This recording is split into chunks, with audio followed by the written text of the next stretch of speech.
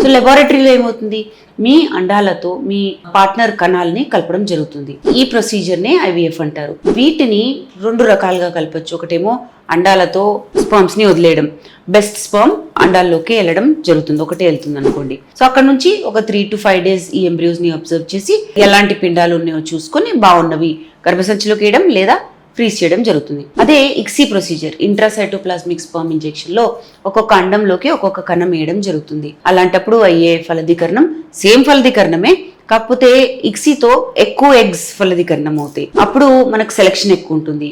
ఈ పిండాలు కూడా 3 to 5 days observe చేసి గర్భసంచిలోకి వేయడం జరుగుతుంది లేదా ఫ్రీజ్ చేయడం జరుగుతుంది. సో ఇదే సైకిల్లో ఎగ్స్ తీసి ఇదే సైకిల్లో ఎంబ్రియోస్ వేస్తే దాన్ని ఫ్రెష్ ఎంబ్రియో ట్రాన్స్ఫర్ అంటారు. కాకపోతే మీకు ఓవేరియన్ హైపర్ స్టిమ్యులేషన్ అయింది, చాలా ఎక్కువ ఎగ్స్ పెరిగిపోయినాయి, మీ డయాబెటీస్ కంట్రోల్లో లేదు, మీరు ఏదో వెయిట్ లాస్ చేసి రావాలనుకుంటున్నారు, మీరు హాలిడే తీసుకొని రావాలనుకుంటున్నారు, అలాంటప్పుడు ఈ ఎంబ్రియోస్ని ఫ్రీజ్ చేయొచ్చు. ఫ్రోజన్ ఎంబ్రియో ట్రాన్స్ఫర్స్కి fresh embryo transfer success rate తేడా ఉంటుంది. ఫ్రెష్ ఒక 40 to 50% ఉంటే ఫ్రోజన్ 45 to 55 కూడా వెళ్ళొచ్చు సక్సెస్ రేట్. సో చాలా మంచి procedure frozen embryo transfer. Doctor మీకు సలహా ఇస్తే భయపడకండి, ఏమీ కాదు. మీరు ట్రాన్స్ఫర్ చేయించుకున్న తర్వాత సక్సెస్ వచ్చిందనుకోండి, 2వ బేబీకి పెట్టుకోవచ్చు ఎంబ్రియోస్.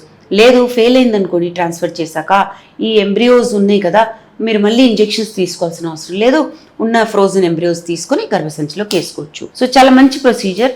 ఐవీఎఫ్ తో మనకి సక్సెస్ రేట్ బాగుంటుంది. న్యాచురల్గా అవ్వనోళ్ళకి ఇది చాలా సులువైన ప్రొసీజర్. భయపడేది ఏముందంటే ఇందులో డిసిప్లిన్ ఉండాలి, రోజు ఇంజెక్షన్స్ వేసుకోవాలి, ఏ టైంకి చెప్తామో ఆ టైంకి వేసుకోవాలి, కోల్డ్ చైన్లో మెయింటైన్ చేయాలి, 10 days వేసుకోవాలి, ఏ ఒక్క రోజు మిస్ అవ్వకూడదు, మిస్ అయినా వచ్చి కరెక్ట్గా చెప్పాలి. So discipline is very important. తర్వాత మీకు ఇచ్చిన ఇన్స్ట్రక్షన్స్ ఫాలో అవ్వాలి.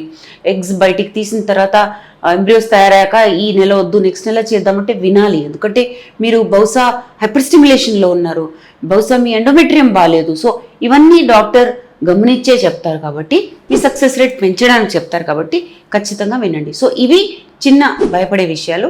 సైడ్ ఎఫెక్ట్స్ ఏమి ఉండవు.